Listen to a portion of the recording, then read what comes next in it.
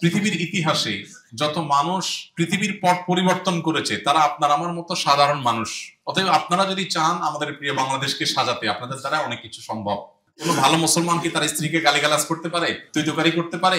অনেক রিক্সা চালকরা বা কিছু কিছু রিক্সা চালকরা বা অন্যান্য গাড়ি চালকরা বা অন্য অনেক পেশার মানুষজন দেখা যায় অনেক সময় একটু কিছু হলে মুখ খারাপ করে। আমরা কি মুখ খারাপ করতে পারি কখনো? একজন মুসলমান কখনো মুখ খারাপ করতে পারে না। আমার বুঝজ্ঞান হয়েছে থেকে আজকে প্রায় 30 বছর যাবৎ, কম বেশি 25 থেকে 30 বছর যাবৎ আমি জুমার নামাজের ইমামতি করবার, খুতবা দেওয়ার তৌফিক আল্লাহ দিয়েছেন। এর মধ্যে আমার জীবনে প্রথম আমার প্রিয় রিক্সা চালক ভাইদেরকে নিয়ে কোন একটা বিশেষ জুমার আয়োজনে আমি খুতবা আজকে দিচ্ছি ইনশাআল্লাহ। এটি আমার জন্য অত্যন্ত আনন্দের একটা দিন, অত্যন্ত গৌরবের একটা দিন, খুব ভালো লাগার একটা দিন। আল্লাহ রাব্বুল আলামিনের কাছে দোয়া করি আপনাদের সাথে আল্লাহ তাআলা আজকে এখানে যেরকম আমাদেরকে একত্র করেছেন জান্নাতুল ফেরদাউস এরকম একত্র হওয়ার তৌফিক দান করুন। প্রিয় ভাই সকল, আল্লাহ রাব্বুল আলামিন আমাদেরকে মানুষ করে সৃষ্টি করেছেন, সম্মানিত করেছেন। আল্লাহ বলেছেন ওয়ালাকাদ কাররামনা বানি আদম, আমি আদম সন্তানকে মর্যাদা দিয়েছি, সম্মানিত করেছি। মানুষের মধ্যে যে মর্যাদার ভেদাভেদ, এটা আমরা পৃথিবীর মানুষরা তৈরি করেছি। ভেদাভেদের এই প্রাচীর আল্লাহ তৈরি করেন নাই, আল্লাহ দিয়েও দেন নাই। আল্লাহ বলেছেন ইন্না আকরামাকুম ইনদাল্লাহি আতকাকুম, তোমাদের মধ্যে যার মর্যাদা, তাকওয়া সবচেয়ে বেশি আল্লাহর কাছে, তার মর্যাদা সবচেয়ে বেশি। আমাদের প্রিয় নবী সাল্লাল্লাহু আলাইহি সাল্লাম বিদায় হজের ভাষণে গুরুত্বপূর্ণ যে সমস্ত কথাগুলো বলেছেন, ঐতিহাসিক সেই ভাষণের একটা গুরুত্বপূর্ণ কথা হলো আল্লাহ লা ফাদলা লি আরাবিয়্যিন আলা আজমি ওয়ালা লি আজমিয়্যিন আলা আরবি। নবী সাল্লাল্লাহু আলাইহি সাল্লাম সেদিন বলেছেন, মনে রাখবে কোন আরবে জন্মগ্রহণ করা মানুষের বিশেষ কোনো বিশেষত্ব নাই, মর্যাদা নাই অনারবদের উপর। কেউ কোনো বিশেষ কারণে বিশেষ মর্যাদার অধিকারী হতে পারে না। মর্যাদার অধিকারী হতে পারে শুধুমাত্র তাকওয়ার ভিত্তিতে, ঈমানদারিতার ভিত্তিতে। অতএব একজন রিকশা চালক হয়েও আমরা গোটা দেশের, গোটা পৃথিবীর মধ্যে শ্রেষ্ঠতর মানুষ হয়ে যেতে পারি শুধু আমাদের কর্মের মাধ্যমে, আমলের মাধ্যমে। আমরা যদি পথে কোনো মানুষের উপকার করি, যখন রিকশা চালাবো, যখন আমাদের ডিউটি পালন করব, যদি আমরা একটা মানুষের উপকার করি, সব হবে না? হবে না? এই সামান্য কাজটুকু দেখা যাবে আল্লাহর কাছে আমাকে প্রিয় বান্দা করে দিয়েছে। আমরা চেষ্টা করতে পারি না ইনশাআল্লাহ?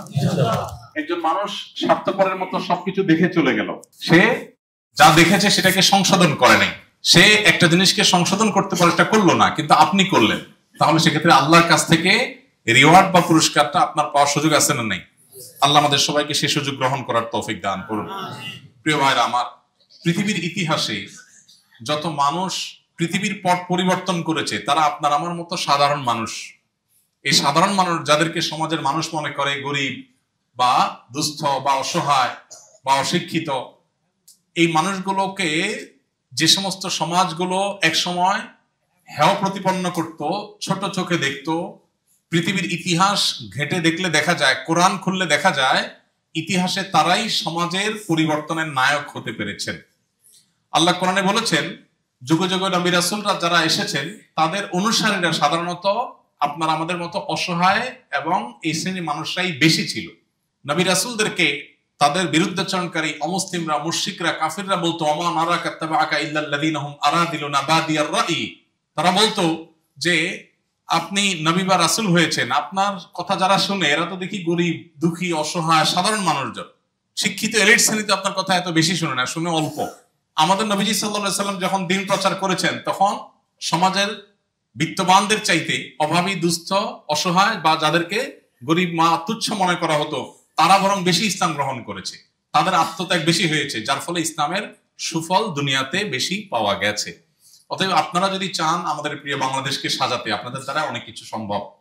ঢাকা শহরের সমস্ত রিক্সা চালক ভাইরা যদি বলেন যে সিটি কর্পোরেশন রাস্তাঘাট পরিষ্কার করবে, এটা তাদের দায়িত্ব।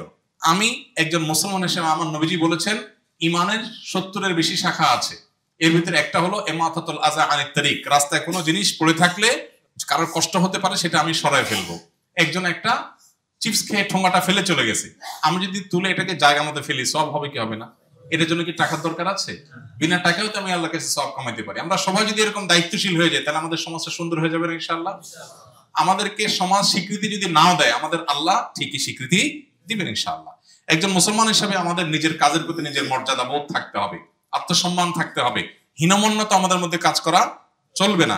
আমাদের পিতা আদম আলাইহিস সালাম মানব জাতির প্রথম মানুষ পৃথিবীর, মানব জাতির পিতা আদম আলাইহিস সালাম, যার মাধ্যমে পৃথিবীতে সব মানুষ এসেছেন, আল্লাহ কোরআনে উল্লেখ করেছেন, সেই আদম আলাইহিস সালাম পেশাগতভাবে কি ছিলেন? কৃষক ছিলেন। তিনি চাষাবাদের কাজ করতেন। প্রথম মানুষ হয়ে, আল্লাহ নবী হয়ে, প্রথম নবী হয়ে তিনি যদি চাষাবাদের কাজ করেন, তাহলে আমার রিকশা চালানোটা কি কোনো হীনমন্য হওয়ার মতো কোনো কাজ? ঠিক একইভাবে আল্লাহ নবী নূহ আলাইহিস সালাম এবং আল্লাহ নবী জাকারিয়া আলাইহিস সালাম, তারা উভয়ে কাঠমিস্ত্রি ছিলেন। কাঠমিস্ত্রি ছিলেন। নূহ আলাইহিস সালাম নৌকা তৈরি করেছেন। তাহলে নবী হয়ে যদি কাঠমিস্ত্রি হতে পারেন, তাহলে আমার কাজ কখনো ছোট হতে পারে না। ঠিক একইভাবে আল্লাহ নবী দাউদ আলাইহিস সালাম, তিনি কামারের কাজ করতেন, লোহা জাতীয় জিনিসপত্র তৈরি করতেন। আমাদের নবী করিম সাল্লাল্লাহু আলাইহি সাল্লাম একসময় ছাগল চড়াতেন টাকার বিনিময়ে। কখনো ব্যবসা করেছেন, সব ব্যবসায়ী হিসেবে প্রতিষ্ঠা পেয়েছেন। আবার কখনো কৃষি কাজ করেছেন, খেজুর গাছ লাগিয়েছেন। তাহলে কাজ কখনো ছোট হয় না। একজন অনেক বড় চেয়ারে বসেছেন, সমাজের মানুষের চোখে বড় চেয়ার, কিন্তু সে সেখানে বসে যদি অসৎ কাজ করে, খারাপ কাজ করে, সে নিকৃষ্ট।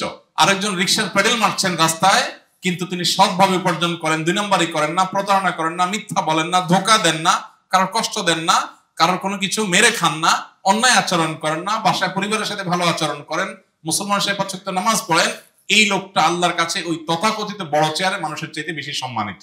তো আমরা সবাই ইনশাআল্লাহ আমাদের নিজেদের জীবনকে কোরআন এবং হাদিসের আলোকে পরিচালিত করবো তো ইনশাআল্লাহ। আমাদের হাত এবং মুখ দ্বারা কেউ কষ্ট পাবে না। আমাদেরকে কেউ স্বীকৃতি দেখ আর না দেখ, আমরা ভালো মুসলমান হবো, আল্লাহর কাছে স্বীকৃতি আমরা পাবো ইনশাআল্লাহ। অতএব নিজের কাজের প্রতি নিজের আন্তরিকতা থাকতে হবে, দায়িত্বশীলতা থাকতে হবে, কোনো কাজকে ছোট মনে করা যাবে না, এবং অন্যের সাথে দুনিয়াবী বিষয়ে কম্পেয়ার করা যাবে না। আমার সন্তানরা যদি দিনদার হয়, আল্লাহভীরু হয়, মুত্তাকি হয়, নামাজি হয়, আমার ফ্যামিলি যদি নামাজি হয়, তাহলে অল্প উপার্জন করলে আমাদের পরিবারটা জান্নাত হবে ইনশাআল্লাহ। আমাদের পরিবারটা জান্নাতি সুখ আমরা সেখানে পাবো। সবাই চেষ্টা করবো না ইনশাআল্লাহ? অথবা আমরা আমাদের দায়িত্ব বোধ সবসময় যেন থাকে, আমরা যে কাজ করবো সে কাজের পরে সিরিয়াস হবো ইনশাআল্লাহ, দায়িত্বশীল হব। মুসলমান সে ভালো মুসলমান, আমরা যদি ভালো মুসলমান হই, তাহলে আমাদের হাত মুখ দ্বারা কেউ কষ্ট পাবে না। পাবে? কোনো ভালো মুসলমান কি তার স্ত্রীকে গালিগালাজ করতে পারে, তুই তোকারি করতে পারে? অনেক রিক্সা চালকরা বা কিছু কিছু রিক্সা চালকরা বা অন্যান্য গাড়ি চালকরা বা অন্য অনেক পেশার মানুষজন দেখা যায় অনেক সময় একটু কিছু হলে মুখ খারাপ করেন। আমরা কি মুখ খারাপ করতে পারি কখনো? একজন মুসলমান কখনো মুখ খারাপ করতে পারে না। সে ধৈর্য ধারণ করবে, সবর করবে, সবরে আল্লাহ তাআলা জান্নাত দিবে। নবী সাল্লাল্লাহু আলাইহি ওয়াসাল্লাম বলেছেন, আস-সাবরু জাযাউল জান্নাহ, সবরের বিনিময়, ধৈর্যের বিনিময় জান্নাত। আল্লাহ বলেছেন, ইন্নামা ইউওয়াফাস সাবিরুনা আজরাহুম বিগাইরি হিসাব, যারা ধৈর্য ধারণ করবে তাদের বিনিময় আল্লাহ দিবেন হিসাব ছাড়া। ব্ল্যাঙ্ক চেক বুঝেন? ব্ল্যাঙ্ক চেক, খালি ফাঁকা, মানে অঙ্ক আপনি বসায় নেবেন, আমি সই দিয়ে দিলাম, এটা ছেড়ে বড় কিছু আছে? আর আপনি অঙ্ক যা মনে হয় বসায়, আমি সই দিয়ে দিলাম, ব্ল্যাঙ্ক চেক। তো আল্লাহ তাআলা কোরআনে বলেছেন, যারা ধৈর্য ধারণ করবে তাদের হিসাব দিবে আল্লাহ, তাদের কিয়ামতের ময়দানে বিনিময় দিবেন হিসাব ছাড়া, কোনো ফিগার টিগার দিবেন না, ব্ল্যাঙ্ক চেকের মতো হিসাব ছাড়া দিবেন। এই জন্য আমরা ধৈর্য ধারণ করবো তো ইনশাআল্লাহ। আপনারা কষ্টের কাজ করেন ভাই, আপনাদের কষ্টের কারণে আমরা ঠিক মতো চলতে পারি, শহরটা ঠিক মতো চলে। কিন্তু আপনারা যদি সুশৃঙ্খল হন, আজকে আপনাদেরকে ট্রাফিক বিষয়ে বিশেষজ্ঞ যারা আছেন তারা এসে আপনাদেরকে অনেক কথা বলেছেন, আপনারা অনেক কিছু নিজেরাও জানেন, একটু শৃঙ্খলা মেনটেন করেন, আরেকজন হক নষ্ট না করেন। আপনি একজন হক মেরে দিলেন, রাস্তায় একজনের চলাচলে অসুবিধা তৈরি করলেন, এটা গুনাহ হবে কি হবে না? একজন ইমানদার সবকিছু ভাবে চিন্তা করবে। তাহলে আমরা এমন ভাবে চলবো যে একজন ভালো মুসলমান হব, নিজের কাজকে কখনো ছোট মনে করব না, এবং হালাল উপার্জন করব, হারাম উপার্জন আমার দরকার নাই। আমার রিকশা একটা অবৈধ জিনিস বহন করবে, আমি জানি একটু সুবিধা বেশি দিবে, 10 টাকার ভাড়া, 20 টাকার ভাড়া, 200 টাকা দিয়ে দিবে, আমি নিয়ে নিলাম, হালাল হবে না হারাম হবে? হারাম হবে। কারণ যে ব্যক্তি খারাপ কাজ করবে, যে সহযোগিতা করবে, উভয় দোষী হবে। আমি যদি জানি অন্যায় কাজ, ভাই আমি যাব না, অন্য কে যাবে, যাক, তার 200 টাকা না 2000 টাকা পাক, সে আমার দরকার নাই, আমি 20 টাকাই নিব, কিন্তু আমি হালাল কামাই করবো। চেষ্টা করা যাবে না ইনশাআল্লাহ? পরিবারের সাথে ভালো আচরণ, নিজেদের সুন্দর আচরণ, গালিগালাজ পরিহার, হালাল উপার্জন, সব ক্ষেত্রে আমরা ভালো মুসলমান হওয়ার চেষ্টা করবো। ভাইরে, এত কষ্ট আপনারা দুনিয়াতে করেন, যদি শুধুমাত্র একটু ভালো মুসলমান হয়ে যান, কি হবে জানেন? শুধু চোখটা বন্ধ হতে বাকি, জান্নাতে যেতে বাকি নাই, অনন্তকালের সুখ পেয়ে যাবেন। আর যদি এখানে পেডেল মেরে এখানে কষ্ট করেন, অক্লান্ত পরিশ্রম করেন, আবার মুখ খারাপ করেন, নামাজ পড়েন না ঠিক মতো, নিজের আমলটা নষ্ট করেন, তাহলে জাহান্নামে যদি যাওয়া লাগে, তাহলে এটাকে বলে খাসিরা দুনিয়া ওয়াল আখিরাত। দুনিয়াও বরবাদ হলো, আখিরাতও বরবাদ হলো। সেটা কি আমরা কেউ চাই? অতএব আমাদের সেগুলো থেকে বেরিয়ে আসতে হবে। আমি অনেক ভাইদেরকে আজকে লক্ষ্য করেছি, আপনাদের অনেকের হাতে চুড়ি আছে, চুড়ি আমি অনেকের হাতে দেখেছি, কিন্তু এটা কিন্তু জায়েজ নাই মুসলমানের জন্য, পরিষ্কার ভাবে নিষেধ। এটা আমাদের হিন্দু ধর্মের ভাইরা তারা করে, তাদের ধর্মের অনুসারী হিসাবে তারা সুতা বাঁধে, পৈতা বাঁধে, এবং সেখান থেকে চুড়ি, এগুলো তারা করে, কিন্তু মুসলমান এটা করতে পারে না, জায়েজ নাই। কিন্তু আমরা অনেকে হয়তো না জেনে করেছি, এগুলো আমরা খুলে ফেলবো ইনশাআল্লাহ বিদিনিল্লাহ। ঠিক আছে না? আমাদের, আপনারা যেভাবে হক হালালে চলতে পারেন, দেখেন আপনারা অনেক হয়তো ভুল পথে গিয়ে মাদকের পথে চলে গেছে। বেশিরভাগ মানুষ, আপনারা মানুষ খুন করা, বড় বড় কবিরা গুনাহগুলো, বড় বড় অপরাধগুলো, এগুলো আপনারা করেন না। একটু শুধুমাত্র যদি কয়েকটা বিষয় খেয়াল করে চলেন যে উপার্জনটা আমার হালাল হবে, মুখটা আমি খারাপ করব না, কারণ হক আমি নষ্ট করব না, 5 ওয়াক্ত নামাজ পড়বো, এই শর্টকাট সিলেবাস যদি আপনি আমল করেন, চেষ্টা করেন, আপনার জান্নাত পৃথিবীর কেউ ঠেকাতে পারবে না ইনশাআল্লাহ। এবং আখিরাতের জান্নাতের আগে দুনিয়াতে আপনার পরিবারকে যদি আপনি দিনদার বানাতে পারেন, বাসায় যায় ভাত পান আর না পান, বউটা নামাজ পড়ছে কিনা যদি খবর নেন, নিজে যদি নামাজটা ঠিক মতো পড়েন, বাচ্চাকে যদি মসজিদে যান, বিশ্বাস করেন ভাই, আপনি 1 মাস এরকম করে দেখেন, আপনার বাসা দেখবেন আপনার কাছে জান্নাতের মতো সুখ মনে হচ্ছে। অল্প কামাই করে নিয়ে যাবেন কিন্তু শান্তি পাবেন। সবাই চেষ্টা করবেন তো ইনশাআল্লাহ। আল্লাহ আমাদের রিকশা চালক ভাইদের সবাইকে খাঁটি মুসলমান হওয়ার তৌফিক দান করুন, দায়িত্বশীল নাগরিক হওয়ার তৌফিক দান করুন, আমাদের সবাইকে যার যার জায়গা থেকে সচেতন মানুষ হওয়ার তৌফিক দান করুন। আপনাদের সাথে আমাদের এই একত্র হওয়া আমাদের খুব ভালো লাগার একটা ব্যাপার। আমরা ইনশাআল্লাহ বারবার একত্র হব, বারবার একসাথে হব। আমাদের ইনশাআল্লাহ মসজিদ কমপ্লেক্স হয়ে যাবে, তখন আপনারা মসজিদে জুমা পড়তে আসবেন। এখানে কাছে আমি ইনশাআল্লাহ যেমন নামাজ পড়াবো, আবারও বারবার আপনাদের সাথে দেখা হবে। আবারও দোয়া করি আল্লাহ তাআলা আমাদেরকে এখানে যেরকম একত্র করেছেন, হে আরশের মালিক, আপনি আমাদের সবাইকে জান্নাতে এরকম একত্র হওয়ার তৌফিক দান করুন, আমাদেরকে ভালো মুসলমান হওয়ার তৌফিক দান করুন। আস-সুন্নাহ ফাউন্ডেশন, উম্মার স্বার্থে সুন্নাহর সাথে।